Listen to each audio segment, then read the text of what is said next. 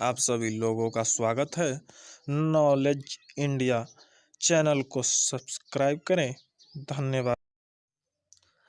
नमस्कार दोस्तों, मैं आपका मित्र सतीश पांडे एक बार फिर नॉलेज इंडिया के चैनल पे आपका स्वागत करते हैं। नॉलेज इंडिया के चैनल पे आपको सभी प्रकार के एजुकेशनल वीडियोज उपलब्ध कराए जाते हैं।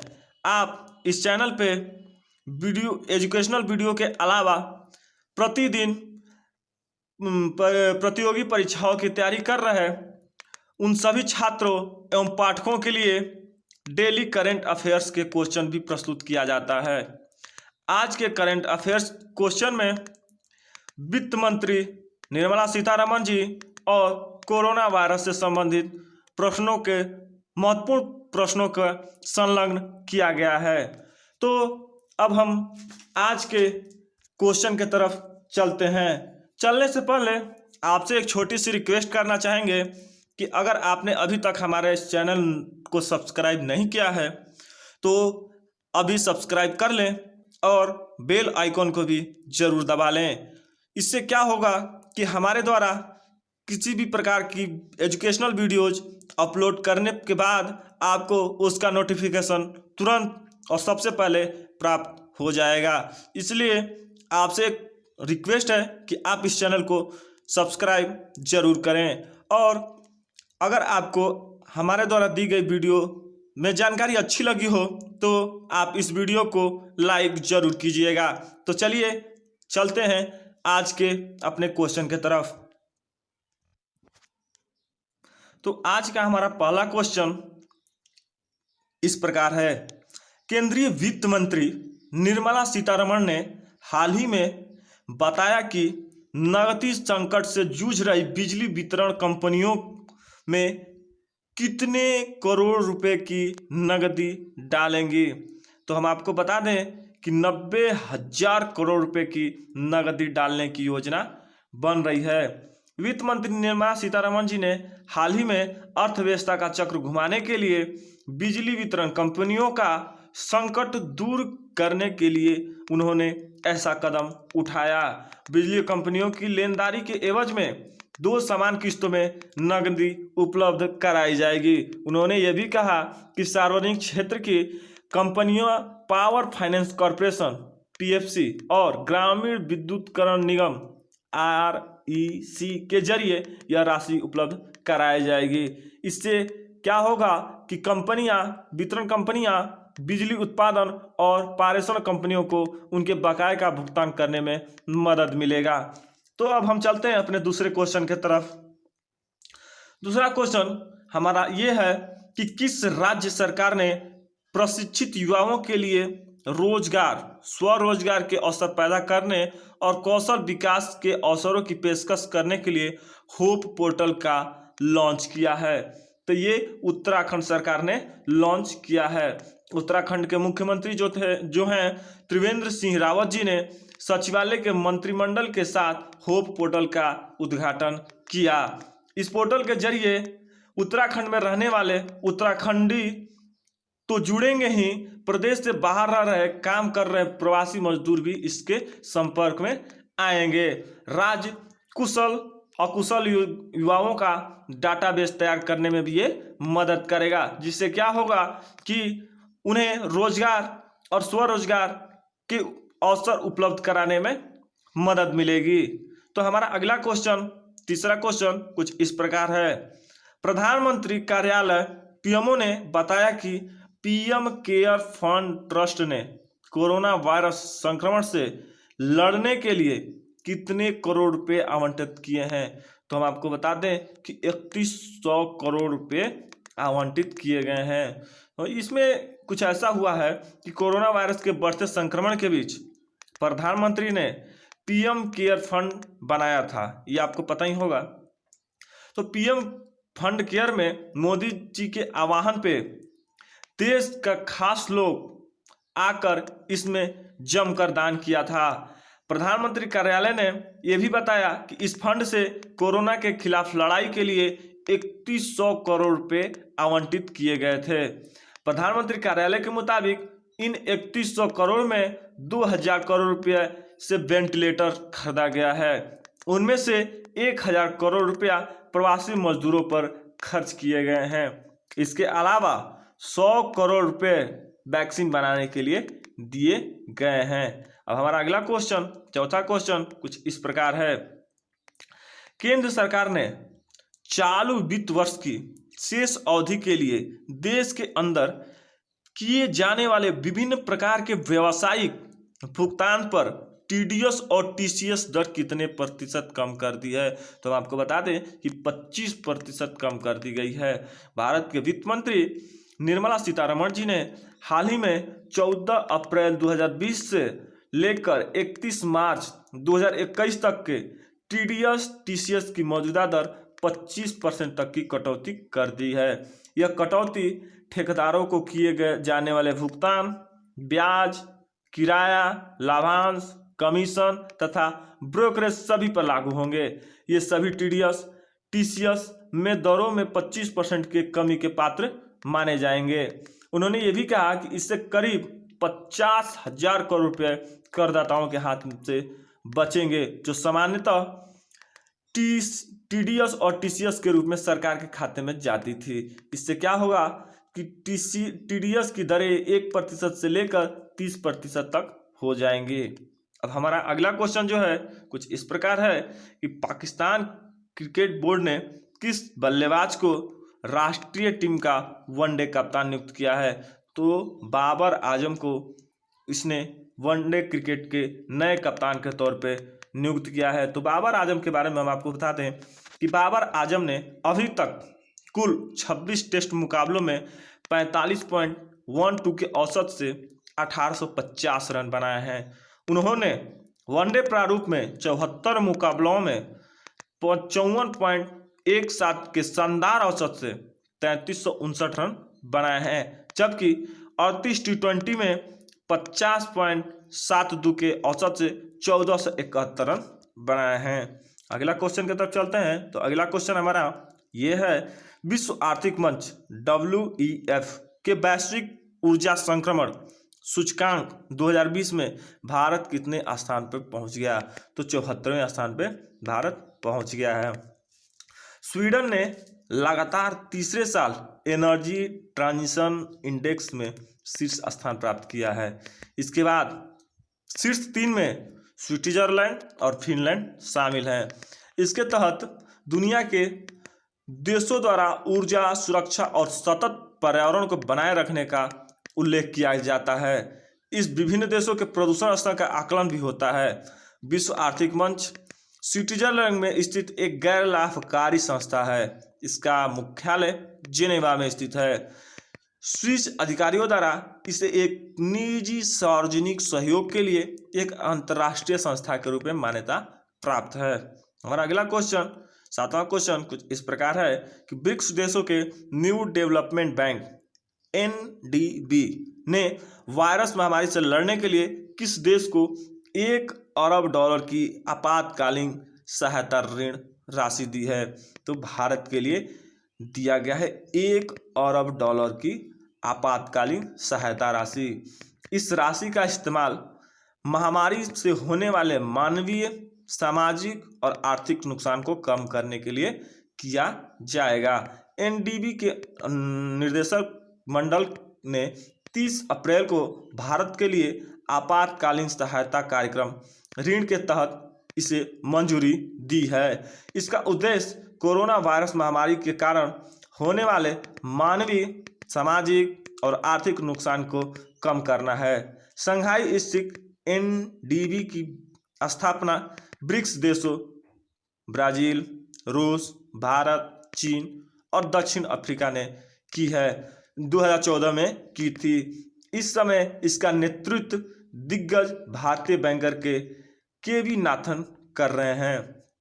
तो हमारा अगला क्वेश्चन जो है 8वां क्वेश्चन कुछ इस प्रकार है, किस राज्य सरकार ने कोरोना के खिलाफ लड़ाई में 30 दिनों तक अपनी सेवा देने वाले सभी पुलिसकर्मियों को कर्मवीर पदक से सम्मानित करने का फैसला लिया है? तो ये फैसला मध्य प्रदेश सरकार ने लिया है। मध्य प्रदेश सरकार के द्वारा ये फैसला लिया गया है कि कोरोना के खिलाफ लड़ाई में जो लगातार 30 दिनों तक अपनी सेवा देने वाले पुलिसकर्मियों को कर्मवीर से पदक से सम्मानित किया जाएगा।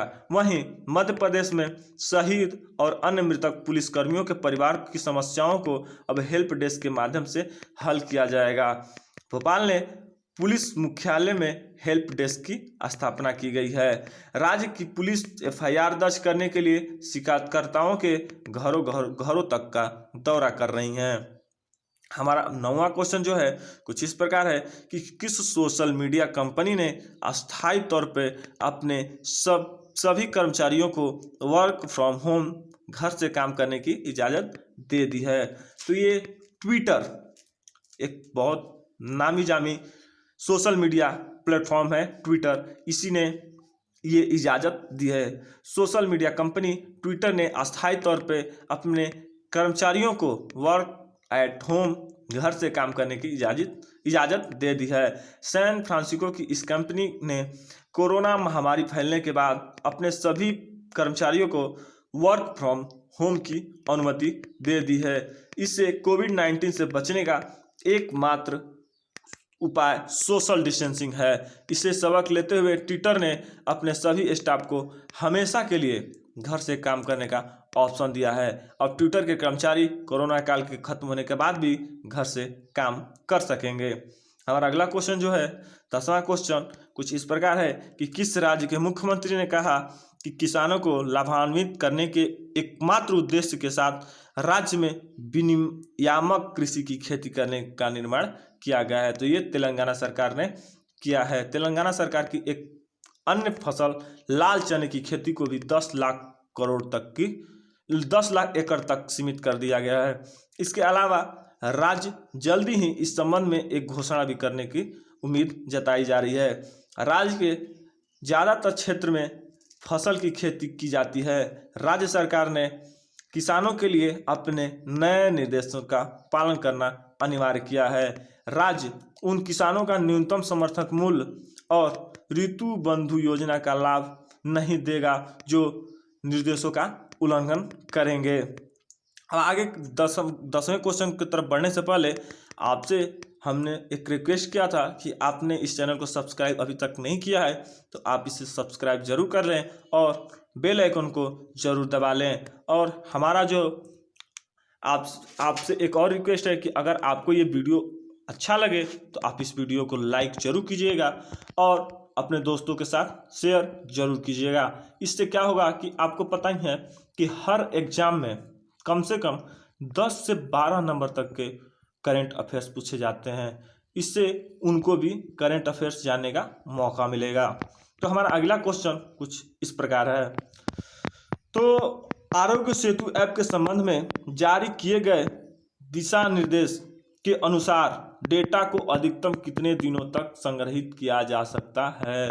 तो आपको बता दें 180 दिन, मतलब कि लगभग में 6 महीना।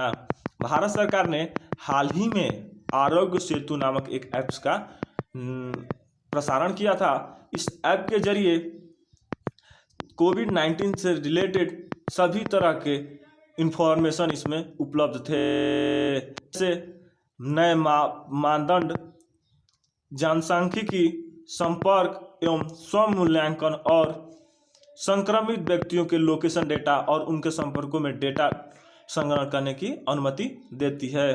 अगला क्वेश्चन हमारा कुछ इस प्रकार है कि किस भारतीय राज्य या केंद्र शासित प्रदेश ने नई पहल एफआईआर आपकी योजना की शुरुआत की है? ये मध्य प्रदेश सरकार की एक योजना है।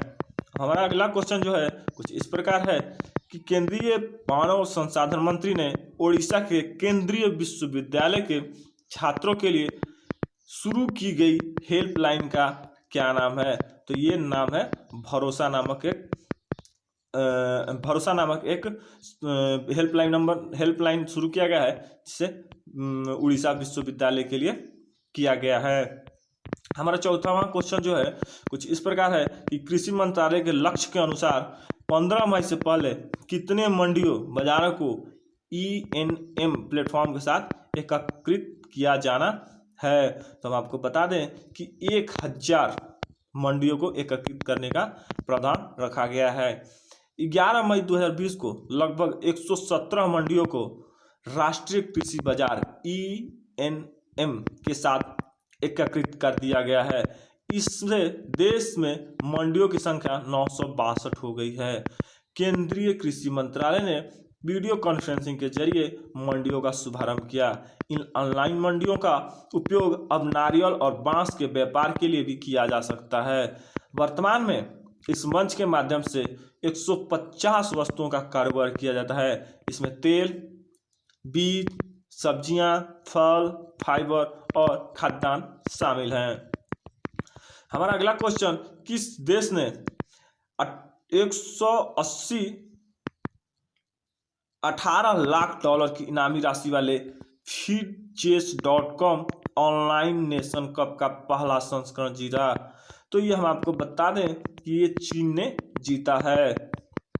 हमारा अगला क्वेश्चन जो है वो Indian state level disease burden initiative के अनुसार, ये एक संस्था का नाम है, भारत में 5 साल से कम आयु के 68% बच्चों की मौत का कारण क्या है? तो ये बाल एवं मातृ कुपोषण के लक्षण की वजह से ये मृत्यु होते हैं। हमारा अगला क्वेश्चन जो है वो TVS समूह और सुंदरम मेडिकल फाउंडेशन ने किस संस्था के साथ मिलकर द सुंदरम बेंटोगन नामक श्वास यंत्र का विकसित किया है? तो हम आपको बता दें कि IIT मद्रास के साथ मिलके इसे विकसित किया गया है। तो IIT जिसे हम इस डिवाइस को IMI बोस्टन जैसे संस्थाओं के मार्गदर्शन के साथ साथ मद्रास मेडिकल कॉलेज और कावेरी अस्पताल जैसे अस्पतालों के सहयोग में से विकसित किया गया है।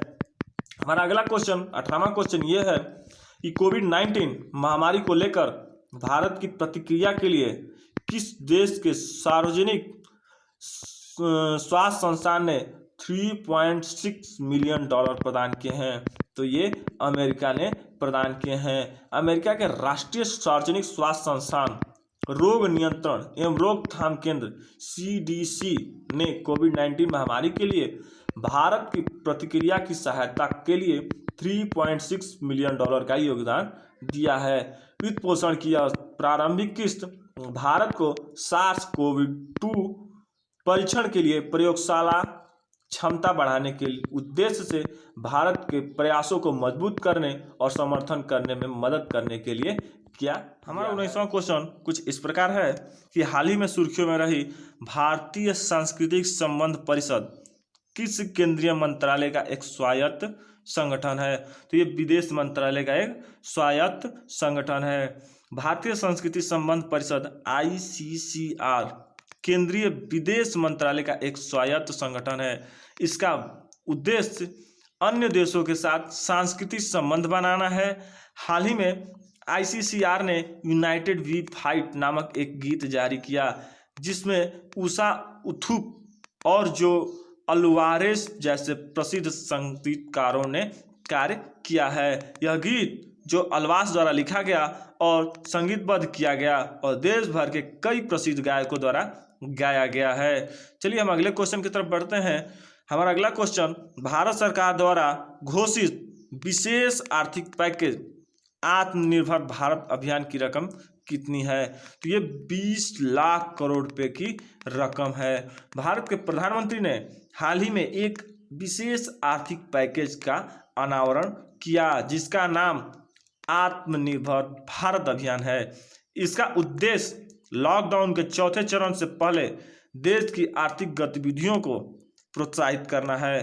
प्रोत्साहन पैकेज में गरीबों और बुजुर्गों को मुफ्त अनाज का 1.7 लाख करोड़ रुपये का पैकेज भी शामिल है जिसे मार्च के महीने में PM गरीब कल्याण योजना के नाम से घोषित किया गया था। इसमें RBI द्वारा घोषित तरलता उपाय और ब्याज कटौती भी शामिल है। प्रधानमंत्री ने कहा कि यह पैकेज भूमि, श्रम, तरलता और कानूनों पर केंद्रित होगा। हमारा 21वां क्वेश्चन जो है कुछ इस प्रकार है कि फीफा महिला अंडर 17 विश्व कप आयोजन का आयोजन कब किया जाना था, तय किया गया था? तो ये 17 फरवरी 2021 और 7 मार्च 2021 को किया गया था। हमारा 22वां क्वेश्चन कुछ इस प्रकार है कि राष्ट्रमंडल युवा खेलों को कब तक स्थगित कर दिया गया है? तो 2023 तक इसे स्थगित कर दिया गया है। 2021 में किया जाने वाला फीफा महिला अंडर 17 विश्व कप आयोजन कहाँ आयोजित होने वाला था? तो यह भारत में आयोजित होने वाला था। 2021 में राष्ट्रमंडल युवा खेल का कितने नंबर का आयोजन करना था? तो ये 17वें नंबर का आयोजन भारत में किया जाना था। हमारा अगला क्वेश्चन जो है, फीफा महिला विश्व कप का आयोजन कब से हो रहा है? तो हम बता दें कि 1991 से फीफा महिला विश्व कप का आयोजन किया जा रहा है। उम्मीद करते हैं कि आपको हमारे द्वारा दी गई जानकारी अच्छी लगी होगी। अगर अच्छी लगी है तो आप इस वीडियो को शेयर जरूर करें, अपने दोस्तों परिवार के सदस्यों के साथ शेयर करें, ताकि उन्हें भी करंट अफेयर्स के क्वेश्चन के बारे में पता चले और करंट न्यूज़ के बारे में भी पता चलता रहे। और हमारे द्वारा अगर दी गई जानकारी आपको अच्छी लगती हो तो आप इस चैनल को भी सब्सक्राइब जरूर करें और बेल आइकन को जरूर दबा लें। इससे क्या होगा कि हमारे द्वारा जो भी वीडियो अपडेट किए जाएंगे उसके नोटिफिकेशन आपको सबसे पहले मिलेंगे। चलिए फिर हम मिलते हैं अगले वीडियो में। फिर आज के लिए जय हिंद।